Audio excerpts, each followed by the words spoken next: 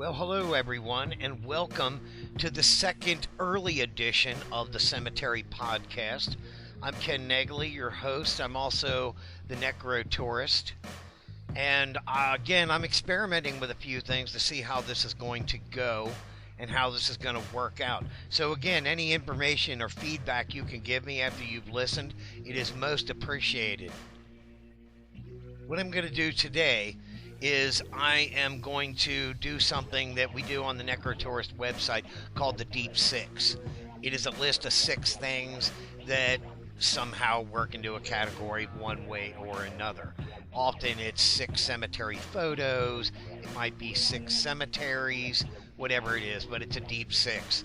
I know some people will frequently go, what is a Deep Six? It's just another phrase for a burial.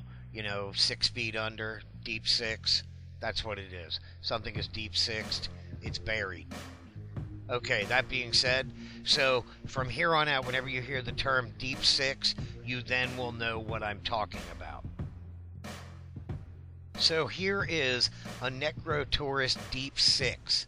6 hunting tips that we've learned over the years that will help you have successful and better cemetery hunts.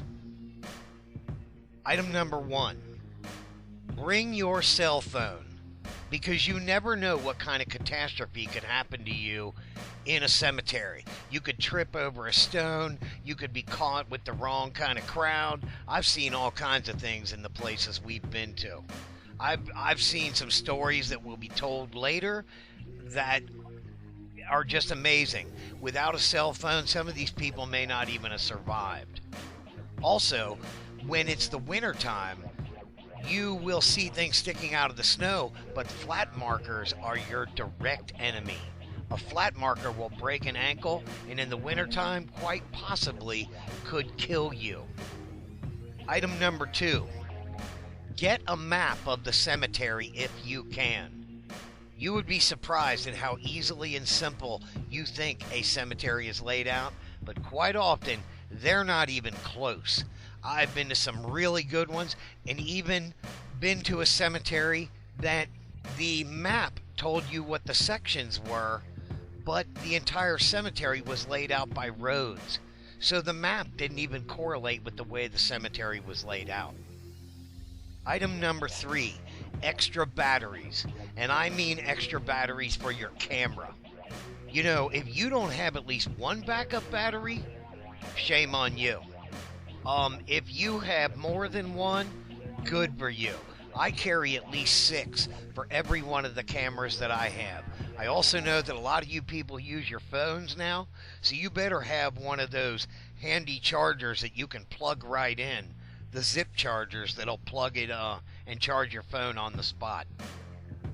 Item number 4, find out whether or not the cemetery actually closes their gates. Many of the bigger cemeteries, as you would imagine, either have gates that lock or they have security that locks the gates, whatever the case may be.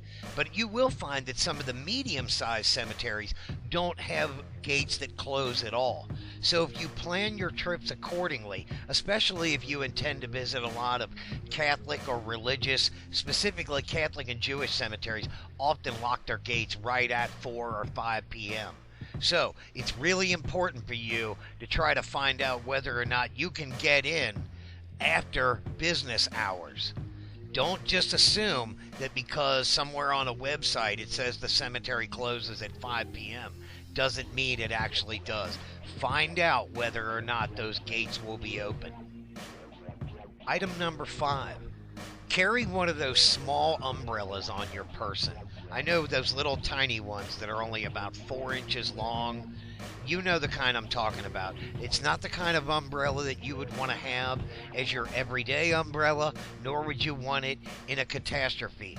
But if you get caught in a cemetery with no cover from the rain, your camera and you are potentially in trouble. So be sure that you keep that umbrella with you.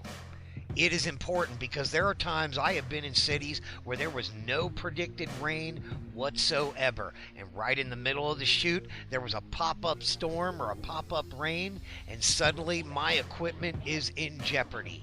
Keep an umbrella on your person.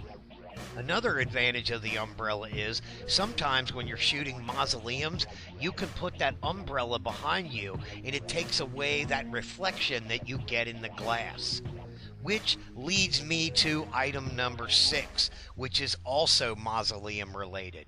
You should also carry a small flashlight with you, not a crazy heavy one that has serious candle power, but you've all seen mausoleums that have minimal lighting. And if you're looking for a grave specifically or someone's name, if you have a specific small flashlight that can shine right on the name, you'll be able to take care of that.